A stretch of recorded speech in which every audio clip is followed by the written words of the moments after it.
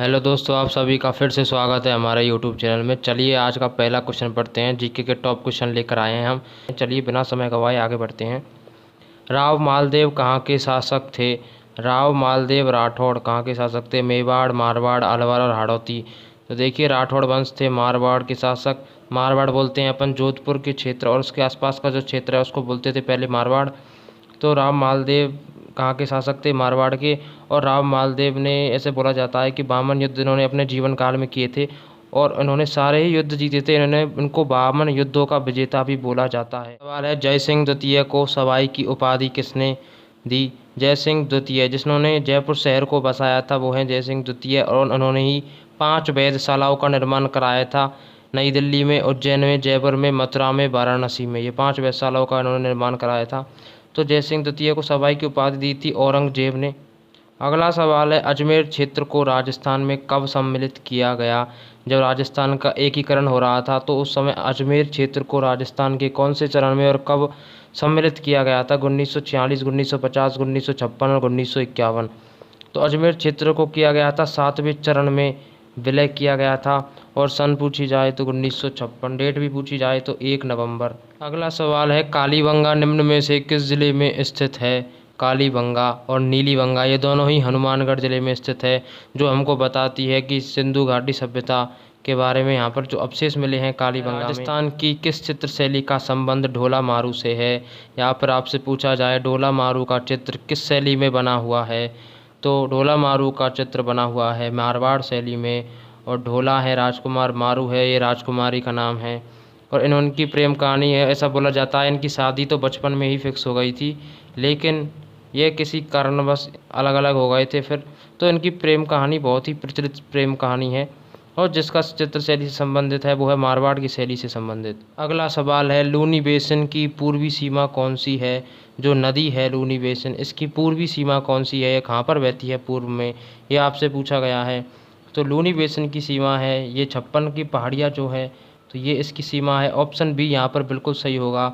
और एक और सवाल यहाँ से जो बनता है वो बनता है कि 56 की पहाड़ियाँ कहाँ पर हैं? तो 56 की पहाड़ियाँ हैं सिवाना बीकानेर के अंदर, जो सिवाना है वहाँ पर। और जो 56 का मैदान है, देखिए ये तो 56 की पहाड़ियाँ तो कहाँ पर है? सिवाना बीकानेर के अंदर। और जो 56 का मैदान है वो कहाँ पर है? बांसवाड़ा के अंदर। दोनों अलग अलग हैं। राजस्थान के उन 2 जिलों के समूह का चयन कीजिए जहाँ वर्टिसॉल्स मृदा बहुतायत पाई जाती है। वर्टिसॉल मिट्टी मतलब उसके सूखने पर वो गहरी दरारें पड़ जाती है उस मिट्टी के अंदर, आपने देखा ही होगा कहीं पर। जो जो मिट्टी है उसके अंदर गहरी दरारें उनके बीच बीच में आ जाती है, वो गहरी और चौड़ी दरारें वो होती है। तो ये किस ज़िलों में पाई जाती हैं? तो ऑप्शन ए कोटा बूंदी यहाँ पर बिल्कुल सही होगा।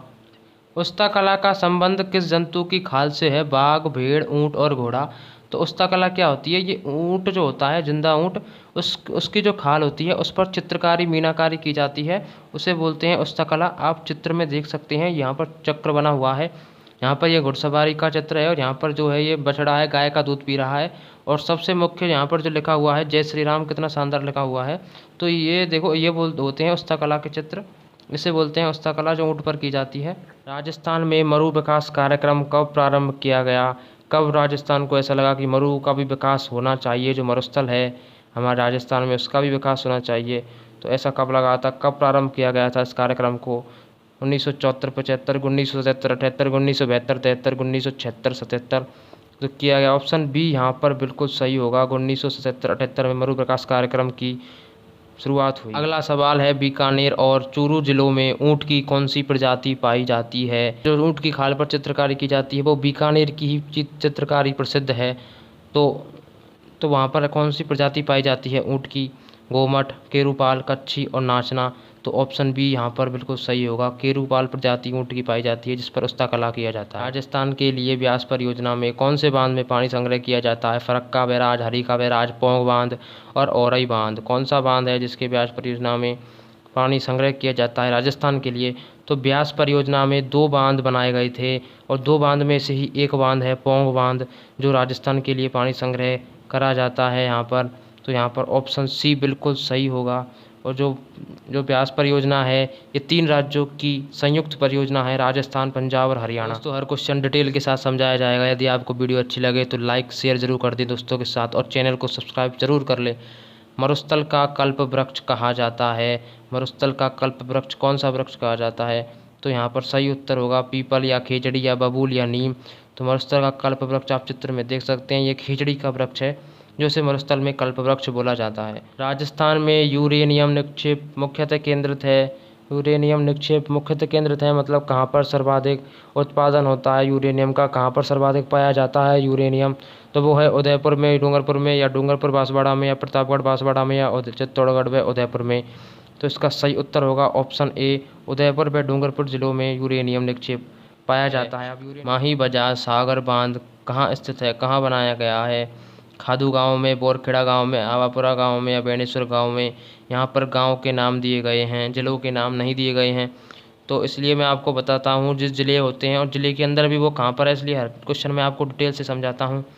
तो देखिए माही बजाज सागर बांध है बोरखेड़ा गांव में, और जो बोरखेड़ा गांव है वो किस ज़िले में आता है? बोरखेड़ा गांव आता है बांसवाड़ा ज़िले के अंदर।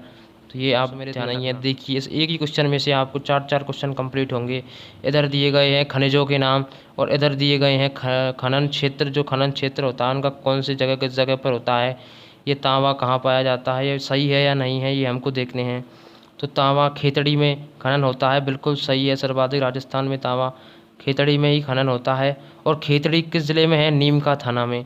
लौह अयस्क होता है मोरीजा बानोल में, और ये है जयपुर ज़िले के अंदर। सीसा व जस्ता होता है जावर में, ये है उदयपुर ज़िले के अंदर। ये तीनों बिल्कुल सही हैं। और देखिए टंगस्टन है, ये पलाना में पाया जाता है, तो ये यहाँ पर बिल्कुल गलत होगा। पलाना तो बीकानेर के अंदर है। पलाना कहाँ पर है? बीकानेर के अंदर है। तो हमको यही चाटना था कि कौन सा युग्म सुमेलित नहीं है, तो ये डी बिल्कुल गलत होगा यहाँ पर है। तो बूंदी में जो उद्यान है कनक सागर उद्यान, वो किसके लिए प्रसिद्ध है और किसका संरक्षण किया जाता है? उसमें बाघ, हिरन, घड़ियाल या अजगर। तो उसमें संरक्षण किया जाता है अजगर सांप का, जो बूंदी में स्थित है कनक सागर उद्यान। अगला सवाल है लसाड़िया का पठार किस जिले में स्थित है? तो लसाड़िया का पठार अजमेर, अलवर, उदयपुर या सिरोही। लसाड़िया का पठार स्थित है उदयपुर जिले के अंदर। सवाल है राजस्थान में पर्यावरण विभाग की कब स्थापना की गई? कब स्थापित हुआ था राजस्थान में पर्यावरण विभाग? 1973, 1983, 1984, 1972। तो राजस्थान राज्य में जो पर्यावरण विभाग की स्थापना हुई थी वो हुई थी 1972 सन में। ऑप्शन डी यहाँ पर बिल्कुल सही होगा। अगला सवाल है कौन सा जोड़ा सुमेलित नहीं है? तो देखिए ये सदाबहार वन पाए जाते हैं मुख्यतः सिरोही जिले में, बिल्कुल सही है। सालर वन पाए जाते हैं। सदाबहार वन जिसमें पत्ते कभी भी नहीं झड़ते हैं, सदाबहार रहते हैं, हरे भरे पेड़ रहते हैं, तो वो सिरोही जिले में। सालर वन, जो सालर के जो वृक्ष होते हैं तो वो होते हैं अलवर में मुख्यतः, ये भी बिल्कुल सही है। झाड़ीदार जो वन है वो नागौर में पाए जाते हैं, ये भी बिल्कुल सही है। और जो अगला है जेरोफाइटिक वनस्पति, ये कहाँ पर बताई जा रही है? धौलपुर में बताई जा रही है।